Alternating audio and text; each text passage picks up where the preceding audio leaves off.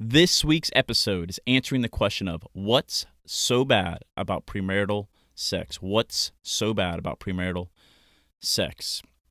The main idea of this week's episode is this: sex outside of marriage can have serious consequences. Sex outside of marriage can have serious consequences.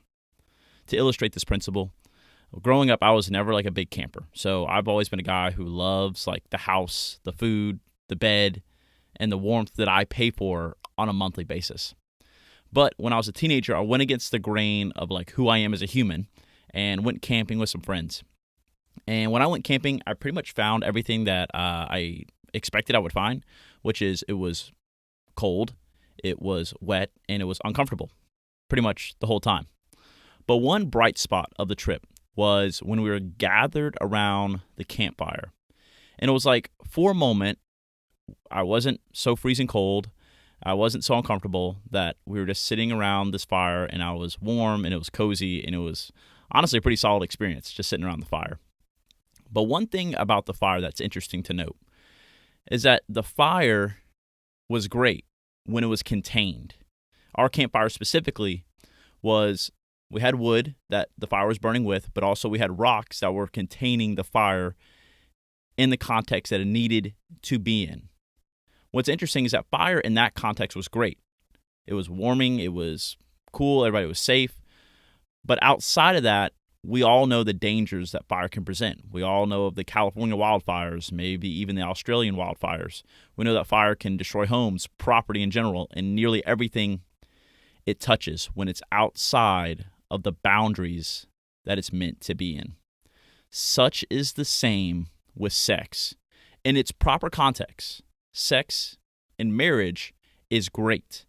Outside of the context of marriage, sex can be dangerous, destructive, and cause tons of complexity in life. I'll give you guys some examples of this. Examples of the fact that sex outside of marriage can have serious consequences. Number one, it can lead to unwanted attachments with toxic people. It can bring us to a place of like premature heartbreak that we were never prepared for. It can add lots of unnecessary drama to our lives.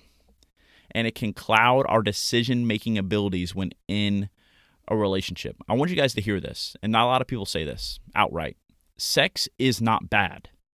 It is a good thing when done in the right context. There is a proper order God has provided for us. If we operate outside of that order, problems will pop up. If we operate outside of the order that God has laid out for us, problems will pop up. So I want to give you guys 3 points that hopefully will show you guys the problem of premarital sex and encourage you to abstain from it at all costs. Number one, the Bible tells us not to. When it comes to premarital sex, the Bible tells us not to have it. Hebrews 13:4 tells us to keep the marriage bed pure and undefiled, meaning this: pure and undefiled.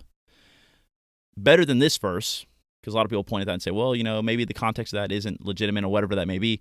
Genesis 1, the creation order, would suggest to us that ideally, God's plan is that it's one virgin man with one virgin woman that would share themselves sexually exclusively with one another forever. Genesis 1 suggests that it's one virgin man, one virgin woman sharing themselves sexually exclusively with one another forever. That's number one. The Bible tells us not to. Number two, sex bonds you to people whether you want to be or not. Sex bonds you to people whether you want to be or not. Many relationship experts, especially John Mark Comer, he's a pastor, he wrote a book on this, would ascertain that sex is like glue in a relationship. Like that sexual intimacy tends to bond people, which is great and fine if you are married and you can trust that person with your overall well-being and you can have that sort of bond with them. But when it's just a boyfriend or a girlfriend or even worse, just a random hookup, that can cause serious issues. Let's think about this for a second.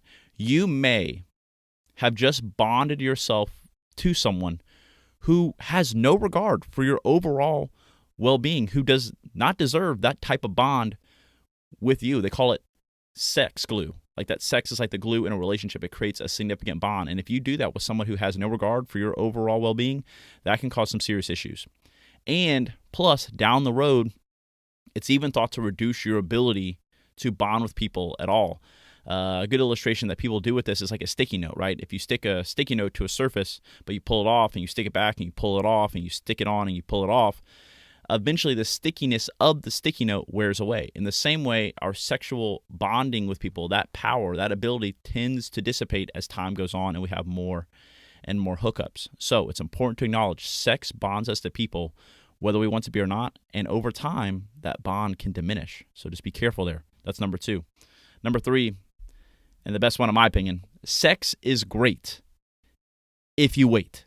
Sex is great if you wait.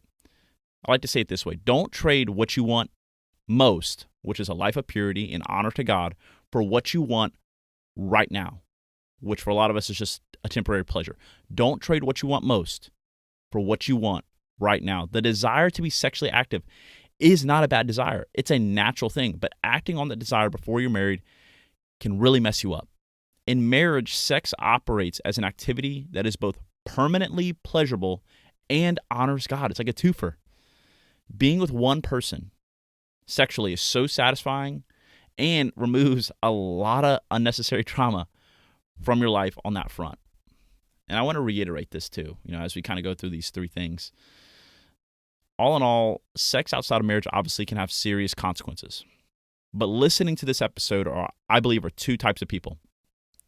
There are people who have abstained from premarital sex up to this point, and people who have not. If you've never engaged in sexual activity, great. Keep it that way until marriage. If you've never engaged in sexual activity, keep it that way until marriage. But if you've made some mistakes, then you'd be in the boat with many people, including myself. If you have engaged in sexual activity before you were married, know that the grace and the love of God covers all sins, including sexual ones. Your mistakes are serious, but still forgiven. Leverage the new life you have in Christ and pursue purity from here on out.